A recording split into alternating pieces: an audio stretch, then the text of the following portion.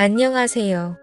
저는 아들 둘과 딸 하나를 둔 40대 아버지이자 사랑하는 아내를 둔 남편입니다. 일단 제 아내는 나이가 10살 넘게 어리다고 볼 정도로 동안에다가 피부 관리는 물론 운동도 꾸준히 해서 누가 봐도 예쁘다고 할 정도로 참한 여자입니다. 우리 집은 평화롭고 화목한 집이며 부부 사이도 좋습니다.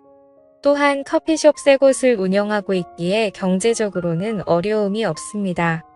그러나 2년 전 평화롭던 우리 집에 청천벽력 같은 사건이 벌어졌습니다.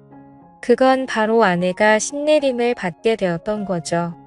신내림을 받기 전에는 여러 사소한 사고들이 있었습니다. 막내가 아파트 내에서 인라인 스케이트를 타다가 차와 부딪히는 사고라든지 저 자신이 고속도로에서 운전을 하던 중 3중 추돌 사고를 당하는 등의 누구나라도 일어날 법한 그런 사건이 발생했었습니다. 또한 아파트 윗집에서는 물이 샌 적이 있어 집 천장을 수리하는 일도 있었던 거죠. 이는 흔한 사건은 아니었지만 살면서 언제든 일어날 수 있는 사건들이었습니다. 그런데 아내와 장모님은 이 모든 일이 아내가 신내림을 받지 않아서 발생한 것이라고 주장하더라고요. 처음에는 믿기 어려운 말에 대해 의심을 했지만 크고 작은 불운한 일들이 계속해서 일어나자 아내와 장모님이 불안한 마음의 점을 보러 다니고 있습니다.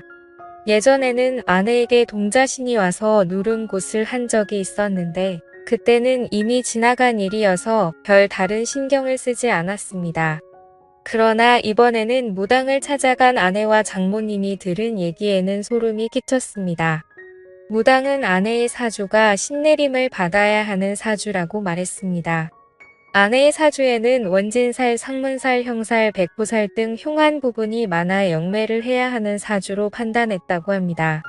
또한 아내의 사주에는 여자 형제의 영혼이 깃든다는 축토와 육대두부 영혼이 깃든다는 경금이 있는데 이런 경우는 본인이 무병이 생겨 흉한 일을 겪을 수도 있고 본인이 흉한 일을 겪지 않으면 다른 가족에게 영향을 미쳐 다른 가족이 다치거나 죽어나간다고 했습니다. 무당은 신내림을 받아야 하는 사주를 가진 사람이 신내림을 받지 않는다면 신을 부정하고 노하게 만드는 일이라며 그로 인해 좋은 신이 악하게 변해 주변 사람을 치고 다닌다고 설명했습니다. 따라서 신내림을 받을 때까지 불운한 상황을 계속 당하게 되고 사람이 죽어나가는 것이라고 말했습니다. 우리가 몇 개월 사이에 이런 사고를 겪은 것도 다 이런 이유 때문이라며 끝까지 신내림을 받지 않고 버티면 이것은 단지 시작에 불과하며 앞으로 다가올 큰일을 감당할 수 없을 것이라고 강조했습니다. 그러나 신을 받아들이고 인정하면 현재의 가정이 깨지지 않고 신을 모시며 일상생활이 계속 가능하다고 말했습니다. 그렇지 않으면 앞으로 무슨 일이 일어날지는 아무도 모른다고요. 처음에는 말도 안 되는 소리라고 했지만 듣고 보니 마음이 흔들렸습니다. 그리고 무엇보다 나중에 안 좋은 일이 계속 닥친다면 지금 이 얘기를 듣고 그냥 웃으면서 제 자신이 너무나 원망스러울 것 같았습니다. 말도 안 되는 미신이다. 그럴 리가 없다. 사람 앞 일은 자기 하기 나름이다. 수도 없이 생각했지만 문득 아무리 노력해도 풀리지 않았던 일들이 떠오르면서 어쩌면 그게 운명이고 그들이 말하는 사주팔자일지도 모른다는 생각이 들더군요. 제가 선택 결정을 내리지 못하자 장모님이 그러시더군요. 무당 말 무시해서는 안 된다고요. 아무리 그 사람들 말이 믿어지지 않아도 그 사람들은 접신한 사람들이라고 영적인 존재를 부정할 수도 없는 일이라고 했습니다. 쉬운 선택은 아니겠지만 결국 한 번은 거쳐가야 할 일 아니겠냐고요. 신내림을 받고 산속으로 들어가서 무당이 되려는 것도 아니고 가정 깨지지 않고 일상적인 생활이 가능하다고 하니 한 번만 믿고 내림굿을 받아보자고 했습니다. 물이 엎질러진 후에는 후회해도 소용없는 일이라고요. 들어보니 장모님 말씀도 완전하게 틀린 말씀은 아니다 싶었습니다. 그게 사실이든 아니든 일단은 안 좋은 일이 생길 수 있다니 그건 맞고 보자 싶었지요. 그래서 저는 신내림은 어떻게 하면 되는지 비용은 얼마나 드는지 알아보기 위해서 아내와 함께 직접 신내림을 해준다는 무당을 찾아갔습니다. 생각했던 것과는 달리 무당은 남자더군요. 장모님과 아내한테 얘기 들었다고 어떻게 신내림을 하면 되는지 물었죠. 그랬더니 그 남자 무당이 말하길 신내림은 아주 신중하고 조심스러운 거야. 신내림을 조금이라도 의심하거나 말도 안 되는 소리라고 하면 부정 타서 잡기가 붙을 수 있으니까 지금부터 영접할 때까지 무조건 입조심 몸조심해. 몸조심을 하라는 것은 두 가지 의미를 가지고 있어. 하나는 몸이 상처가 나지 않도록 조심하라는 것. 하나는 몸을 정갈하게 하라는 것. 신내림 날짜가 정해지면 부부 관계는 절대 하지 마. 신이 오시려다가 부정이라고 그냥 가버릴 수 있어. 그리고 신내림 곳은 날짜 잡힌다고 바로 할 수 있는 게 아니야. 허주곳을 먼저 하고 옳은 신이면 받아들이고 옳지 않은 신이면 떨쳐내고 다시 올바른 신을 받아야 하는데 허주곳은 한 번 진행할 때마다 그리고 내림곳을 하는 데는 1,500만 원이 들 거야. 하더군요. 허주곳이 뭔지 내림이 뭔지 모르겠지만 일단은 알겠다고 빨리 진행시키고 싶다고 했습니다.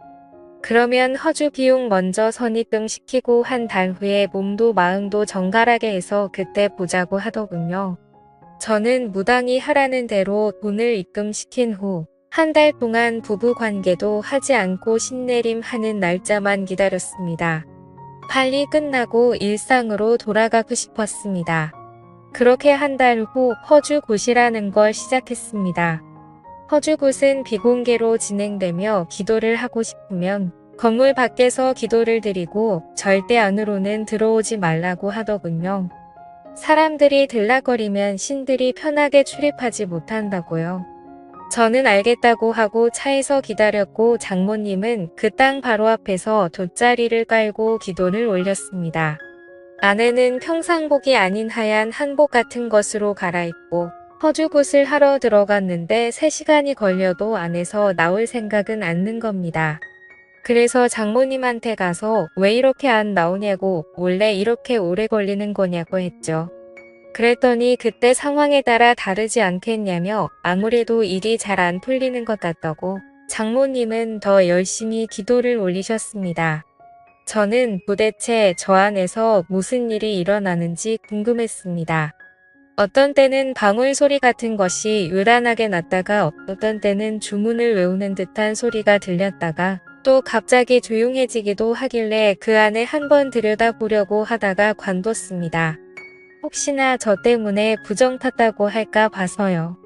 저는 곧이 끝나기만을 기다리며 차에 앉아 있었죠. 그렇게 곧을 시작한 지 5시간쯤 지났을까? 아내가 기진 맥진한 듯 나오더군요. 그런데 그 무당이 아내한테 물을 뿌렸는지 아내가 물에 들어간 것인지 온몸이 흠뻑 젖어 있었고 아내 몸매는 보기 민망할 정도로 겉으로 드러나 있었습니다.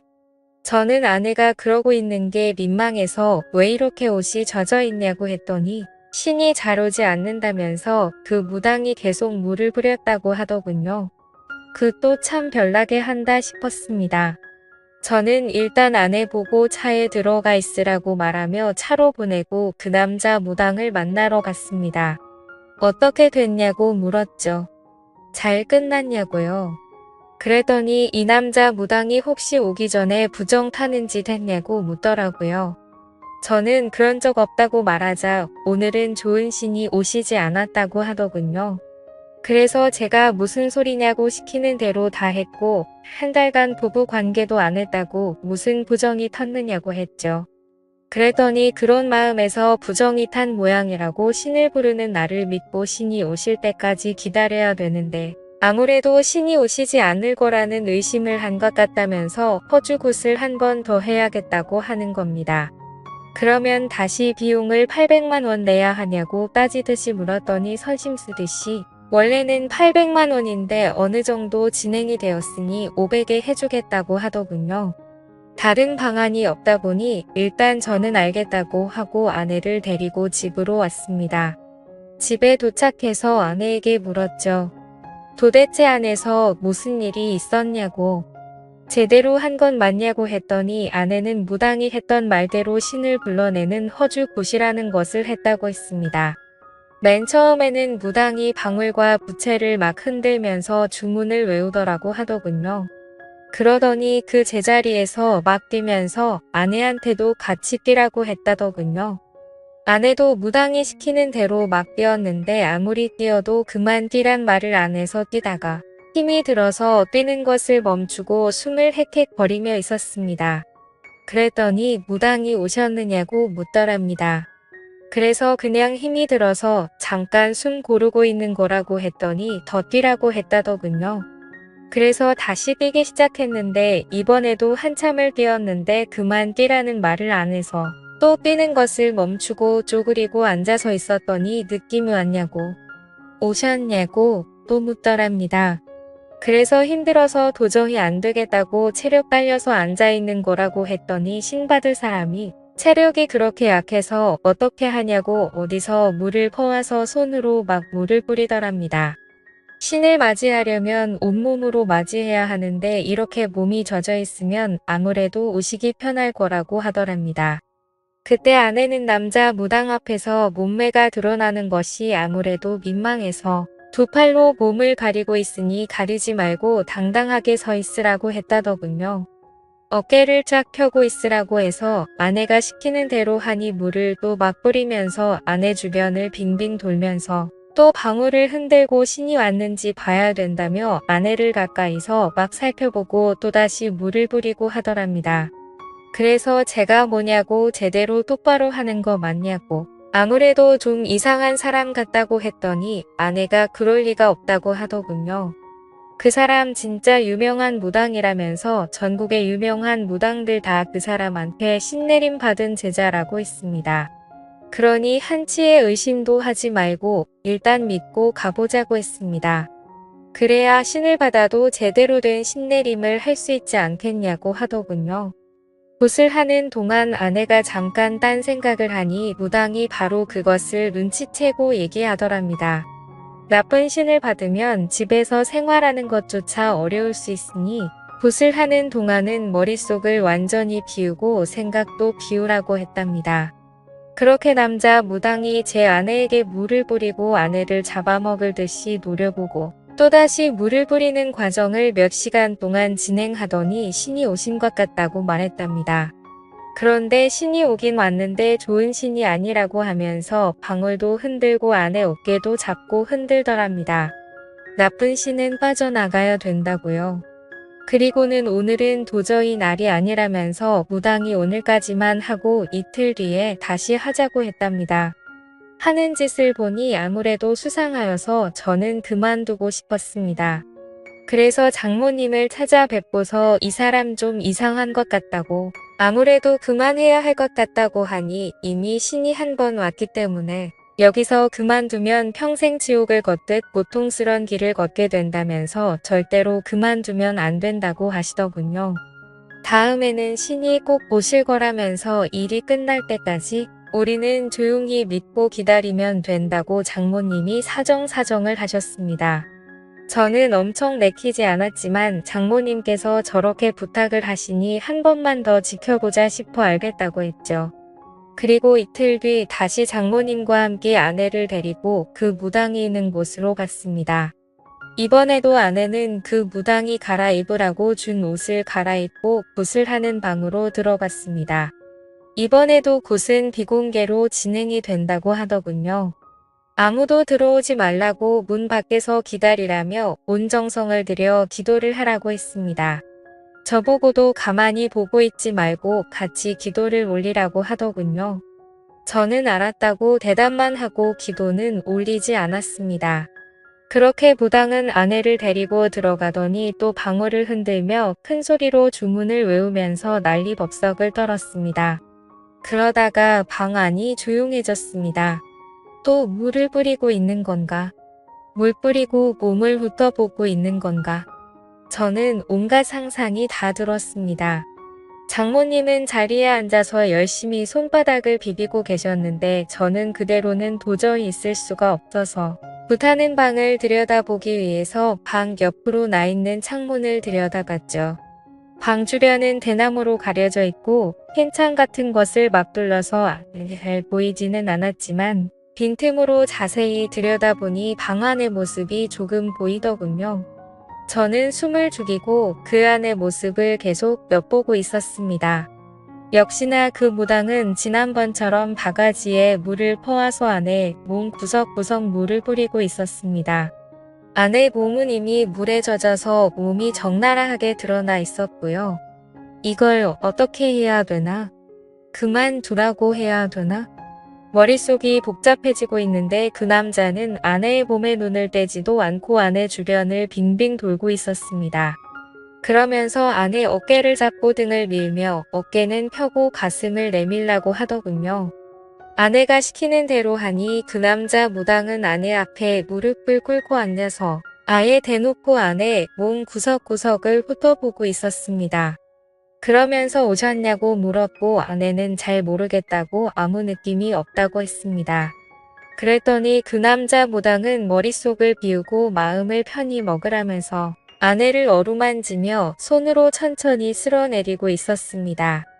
아내 몸에 손을 대는 걸 보니 정말 미칠 것 같았습니다.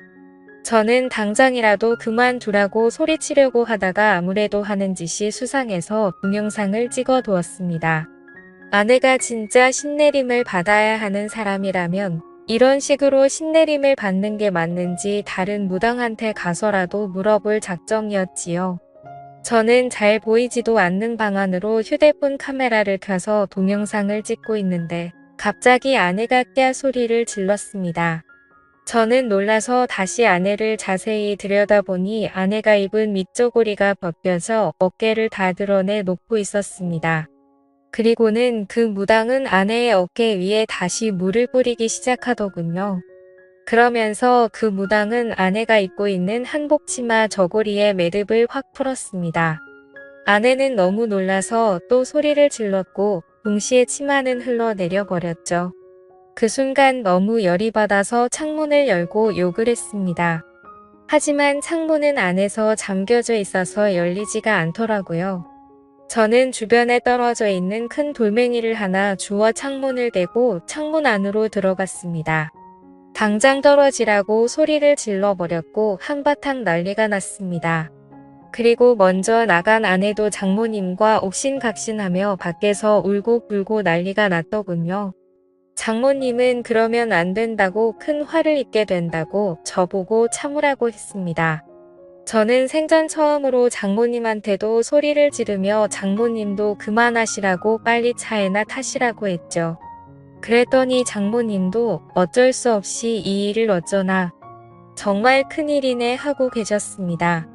저는 아내와 장모님을 집 앞에 내려주고 경찰서로 갔습니다. 그리고 그 남자 무당을 고소했죠. 며칠 뒤 알고 보니 그 남자 무당은 성추행 혐의로 기소되었었습니다. 알고 보니 무당 이 자식임이 성범죄 전력이 있었습니다. 이거 완전 상습범이더군요. 1년 전에도 신내림을 한다며 여성 신도를 끌어들여서 여성의 옷을 벗기는 등 더러운 짓을 해서 고소됐는데 그때는 기소유예 처분만 받았다고 하더군요. 그런데 정신 못 차리고 또다시 똑같은 범죄를 저질러 이번에는 아무리 피해자와 합의를 해도 실형을 피하기는 어려울 것이라고 했습니다. 그렇게 그 인간은 재판을 받게 되었는데 징역 5개월에 집행유예 2년을 선고받았고 성폭력 치료 프로그램 40시간 이수해 5년간 신상정보 공개를 하게 되었습니다. 그리고 그 사기꾼 성범죄자한테 들어간 돈은 그대로 회수하였습니다. 그 인간이 선고받은 것을 보고도 장모님은 신내림을 받아야 되는데 받다 말아서 어떻게 하느냐고 앞으로가 걱정이라고 말하더군요. 그래서 제가 장모님한테 저런 사기꾼이 하는 말을 믿냐고. 신내림은 무슨 신내림이냐고. 여자 꼬셔서 어떻게 하려고 하는 더러운 놈이니까 신내림이니 뭐니 그런 말 신경 쓰지 말라고 했죠. 우리 집에 아무 일도 안 일어난다고 말했습니다. 제가 그렇게 열을 올려 열변을 토하듯이 얘기를 하니 장모님은 알겠다고 대답은 했지만 여전히 안절부절 못하시는 것 같았습니다. 그때 그 일이 있고 나서 지금 2년이 지났지만 제가 운영하는 커피 전문점은 여전히 잘 되고 있고 그 무당놈이 얘기한 가시 밭길이나 지옥 같은 고통은 아직 전혀 없습니다. 앞으로도 당연히 없을 거라고 생각합니다. 이번 일로 크게 깨달았죠. 그런 말에 현혹되어 무당을 따라다니면 평생 무당 손에서 놀아나서 무당을 벗어날 수 없게 되고 나중에는 무당의 노예가 된다는 것을요. 그리고 아내한테 얘기했죠. 앞으로 절대 장모님 말 듣고 무당집 같은 데 따라다니지 말고 정믿음이 필요하면 다른 종교를 가지라고 했습니다. 그런데 가서 너무 맹신하다 보면 당신 정신까지 망가진다고요. 그랬더니 아내도 그렇게 하겠다고 하더군요. 평온했던 가정에 무당 말만 믿고 신내림을 받았다가 정말 큰일 날 뻔했던 일이 이 정도로 끝나서 얼마나 다행인지 모르겠습니다. 앞으로는 그런 말에 현혹되지 않고 현실에 충실하며 살아가려고요. 제 사연을 읽어주셔서 감사합니다.